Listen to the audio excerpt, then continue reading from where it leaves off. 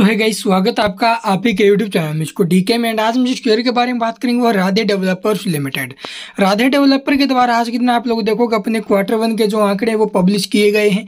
तो चलिए फटाफट से देखते भी क्वार्टर 1 के आंकड़े कैसे आते नजर आए हैं। भाई 2-3 रुपये का शेयर है, क्या ये आने वाले टाइम में मल्टीबैग रिटर्न आपको निकाल कर दे सकता है या फिर नहीं। बहुत सारे निवेशक है जो शेयर को काफ़ी टाइम से होल्ड करके बैठे हुए हैं और शेयर में कुछ खास मूवमेंट्स नहीं बन रही हैं। और यहाँ पर आप लोग देखो, consider and approve the appointment of mister Nirav V Patel, ठीक है, additional director in the category of independent director with effect from July 29। तो अपॉइंटमेंट मिलते हुए नजर आए। आप लोग देख सकते हो मिस्टर नीरव वी पटेल को, जो कि एक इंडिपेंडेंट डायरेक्टर्स और जो ना भी आप लोग डायरेक्टर के रूप में कंपनी में पद संभालेंगे।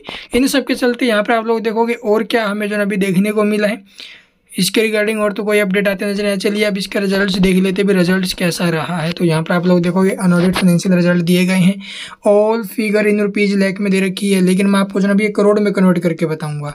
यहाँ पर आपको जो ना भी क्वार्टर एंडेड और यहाँ पर आपको प्रीवियस ईयर एंडेड रिजल्ट देखने को मिलेंगे। अगर बात करें टोटल इनकम की या टोटल रिवेन्यू आप जिसको बोलोगे, तो अब की बार जो टोटल इनकम हमें देखने को मिला है वो क्या है 1,10,48,000 के आसपास। जबकि प्रीवियस क्वार्टर में क्या था, कंपनी को लॉस हुआ था 1,46,00,000 का।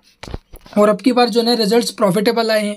वहीं प्रीवियस ईयर के सेम क्वार्टर से कंपेयर करें तो वहाँ पर तो 3,06,00,000 की इनकम थी। तो वहाँ से आप लोग देखोगे इनकम में ज़बरदस्त फॉल बना है भाई, ठीक है। ईयर ऑन ईयर बेसिस पर इनकम में फॉल है, क्वार्टर ऑन क्वार्टर बेसिस पर इनकम में जंप है। तो बात करें इसके एक्सपेंसेस को लेकर, यानी जो टोटल खर्चे रहे हैं, ठीक है, जून क्वार्टर के दौरान, वो अब की बार आप लोग देखोगे भी 1,68,00,000 के। जबकि प्रीवियस में क्या थे 6,14,00,000 के इसके एक्सपेंस थे। और प्रीवियस ईयर के सेम क्वार्टर में लगभग आप लोग देखोगे 2,34,00,000 के एक्सपेंस। तो क्वार्टर ऑन क्वार्टर एक्सपेंसेस में गिरावट है। प्रीवियस ईयर के सेम क्वार्टर से भी आप लोग देखोगे एक्सपेंसेस में गिरावट है। बट अब की बार आप लोग देखोगे जो इसका रिवेन्यू है ना, वो इसके एक्सपेंस से कम है। तो इसका मतलब कंपनी को लॉस हुआ है। कितना लॉस हुआ चलिए देखते भी। प्रॉफिट या लॉस फॉर द पीरियड अगर मैं बात करूं तो अब की बार जो कंपनी को लॉस होते हुए नजर आया वो है 53 लाख का। और जबकि प्रीवियस क्वार्टर में क्या था 5,86,00,000 का लॉस था।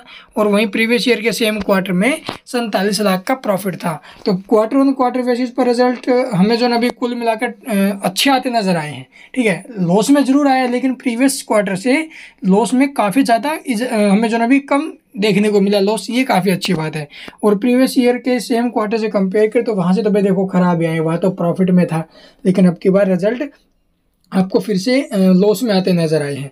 अर्निंग पर शेयर की मैं बात करूं तो यहाँ पर आप लोग देखो जो ईपीएस हमें देखने को मिला है 11 पैसे माइनस में। प्रीवियस में क्या था 12 पैसे और प्रीवियस ईयर के सेम क्वार्टर में 19 पैसे। तो ये इसके रिजल्ट्स रहे हैं। रिजल्ट्स फिर से आप लोग देखोगे भी कंपनी लॉस में आते हुए नजर आई है। तो इसका फिर से बैड इफेक्ट हमें स्टॉक के ऊपर देखने को मिल सकता है। तो यहाँ से आप लोग देखोगे अगर लॉन्ग टर्म के लिए आपने स्टॉक को होल्ड कर रखा हुआ तो भाई देखो बहुत सारे और स्टॉक्स हैं जिनमें आपको पैसा लगाना चाहिए, ठीक है।